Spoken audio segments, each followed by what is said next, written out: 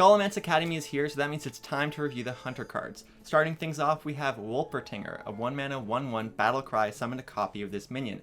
It is a beast, which I think is relevant, and it's slightly better than Alley Cat, which was a 1-mana 1/1 that summoned another 1/1, and that card was quite good. So I think Hunter does want this card in a variety of decks. It doesn't even have to be a deck that is super beast focused, like it could be a Highlander Hunter deck. I think this is just a solid all-around minion, and it has some synergy with other minions that I think could make it strong. So I think I'm going to give this a 4 out of 5 in terms of overall card quality, and then it's tricky to evaluate, but I think probably a 4 out of 5 in meta rating, because I believe that Hunter will at least have a tier 2 deck, and this card will probably be in at least a Hunter deck that's competitively viable, like Highlander Hunter. Next up we have Carnion Studies. This is a 1-mana spell that will let you discover a death rattle and your next one costs 1 less. I think this card is okay. There actually are a decent amount of Hunter death rattles that are pretty strong, and a lot of the death rattles that are currently neutral are also pretty decent. So I think you're likely to discover a pretty okay card, but I think that unfortunately it's still just going to be pretty okay. It's not going to be that strong. I'm not sure Death Rattle Hunter as a deck has enough kind of synergy right now. Obviously we'll have some new Death Rattles like Bloated Python that I'm going to get to later, but I'm not totally sold on this card. Maybe in a Highlander Hunter where, you're just looking for those last couple of cards to fill the slots, but I think I'm going to give this a 3 out of 5 in terms of overall card quality. I don't think it's bad. And then a 2 out of 5, and then I think people will experiment with it and then eventually drop it. Moving along, we have Overwhelm, which is a 1-mana spell that deals 2 damage to a minion, but if you have beasts in your control, it'll deal 1 extra damage for each beast that you have.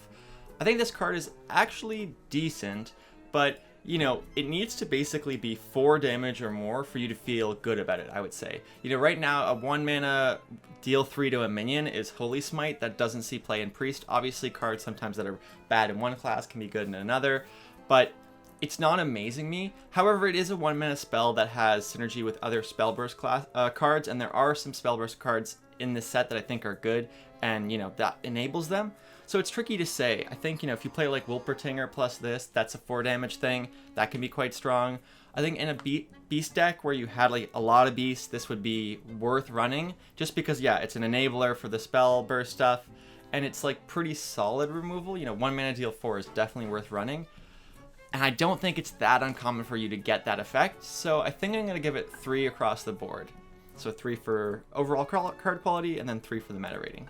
Next up we have Crowlesque Bark Stripper. This is quite a powerful card. It's a 4-mana 3/5, which is a pretty good stat line, and then it also has the Beast tag, and it also has Spellburst, destroy a random enemy minion. So it's basically a deadly shot packaged with the 3/5.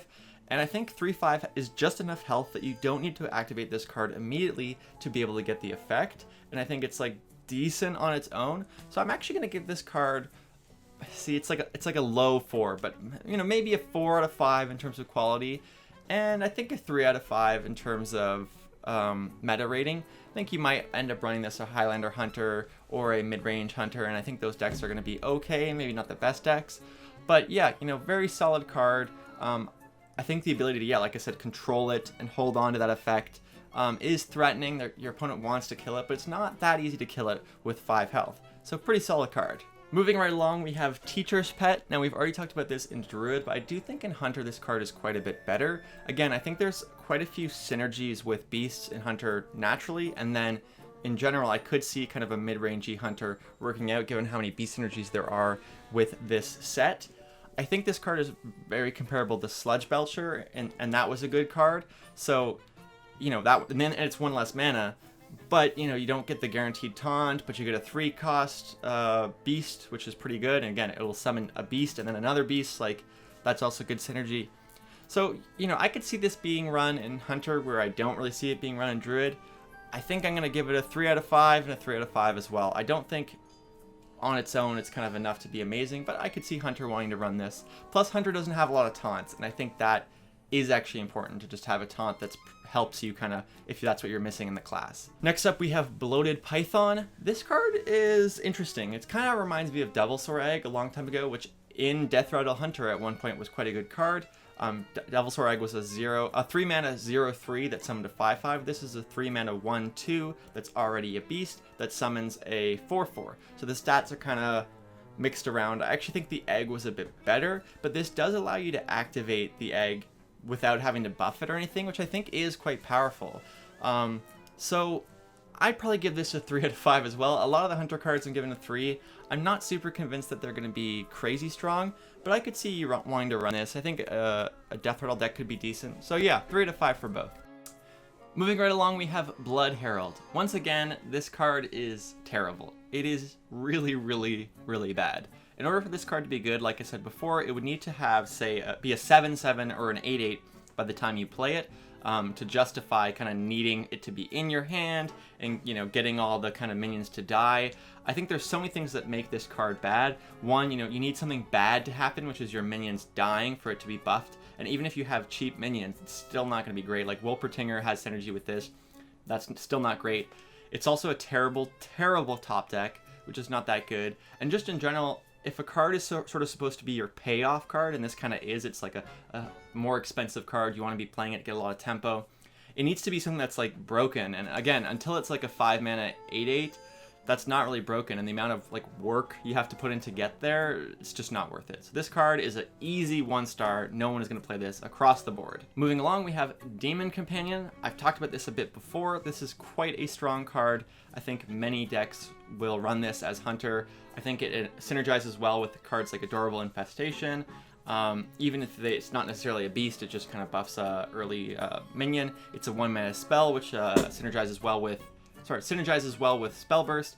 So there's just a lot of things that I like about this card, and I think it is a solid 4 out of 5.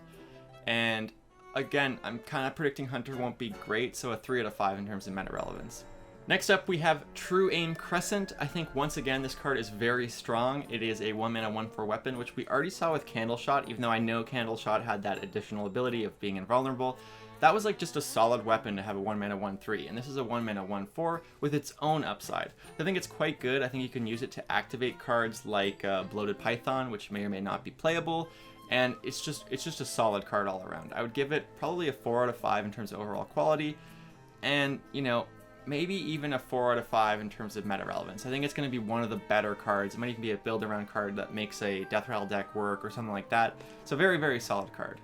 Next up, we have Guardian Animals. In this case, I think this card is a lot worse in Hunter than it is in Druid, mostly because even though Hunter actually has a lot more beasts, I would say its beasts are generally kind of all over the place, and Hunter can't really afford to just run big beasts alone. I also think that, like, is it necessarily worth running this kind of expensive top end, and like, is it really worth the payoff? Again, you'd have to run like certain select beasts that are 5 or less, and I actually think the 5 or less thing is pretty important, because like, what beast does Hunter want to run that are kind of in that 5 sweet spot? Like Teacher's Pet, I guess. It just doesn't seem good. I'm gonna give this a 3 out of 5 in terms of overall card quality. Like, it could be decent later down the road, and a 1 out of 5 in terms of meta relevance. I don't think you even try to make this work. Next up, we have Professor Slate. This is a 3-mana 3/4 that makes your spells poisonous. Just to be clear, if you had something like a Snake Trap, it wouldn't make those snakes poisonous. This is only for stuff like Rapid Fire, Arcane Shot, spells that do damage. I think this card is pretty good, but I don't think Hunter has that many like solid damage dealing spells. You know, like really the Arcane Shot, Rapid Fire, those kind of things are where I see this going. Yes, it works with Explosive Trap, but is your opponent really going to wait and attack face rather than attacking this minion before Explosive Trap? Probably not. Like, maybe that happens at the lower ranks, but no experienced player is going to let that happen. So I just think this card is decent. I think it's probably, yeah, like a 3 out of 5. If we got a lot more cheap Hunter spells that did damage, it might be better, but right now I'm actually going to give it a 1 out of 5 in meta relevance. I don't think people will play this. Next up, we have Adorable Infestation. I think this card is quite good. I think it's better in Hunter, to be honest. I think it's not uncommon to play a 1-mana card like the Wolpertinger and then buff it up and give it +1 and get the Cubs and more beasts. You know, that has synergy with Scavenging Hyena. It's just, you know, beasts in general are quite good. It would have synergy with the Overwhelm card we talked about earlier. So just a pretty solid card. I think I'm going to give it a 4 out of 5 in terms of overall card quality and a 3 out of 5 in meta relevance. Next up, we have the card we reviewed earlier, Ace Hunter Kreen. This card is, I think, you know, worse in Hunter, I would say, just because the characters you're attacking, you might not necessarily have as wide of a board, and it also affects your face, and Demon Hunter is more likely to be swinging with that 6-mana weapon or just with their hero power, that kind of thing. So I think this card is okay. I'm also not really convinced it'll see play, but a part of me feels like they'd find a place for it somewhere, so I'm going to give it a 3 out of 5 in terms of card quality and a 3 out of 5 in meta relevance. Finally, we have Shogo Wildclaw. I was really not impressed with this card in Druid, but I do think there's some potential for this card in Hunter. Hunter does have a lot of beasts, and this can be a kind of Prince Keliseth type card in Hunter, and I think that kind of payoff would be very, very strong. You know, it has synergy with things like Wolpertinger. It just would be pretty good with things like Timberwolf and Tundra Rhino, that kind of thing. So I think you would probably run this in a mid-range Hunter, and that deck would maybe be like tier 3 or tier 2. So I'm going to give this a 4 out of 5 in overall card quality, because I could see this working in Hunter, at least if it's not this expansion, a future expansion. And a 3 out of 5 in meta relevance, because I think next season this is going to be maybe a tier 3 or tier 2 deck. That's all for the Hunter cards. Thanks for watching. Next up we'll be doing Mage and the rest of the classes, so subscribe if you want to see those videos, and thanks for watching.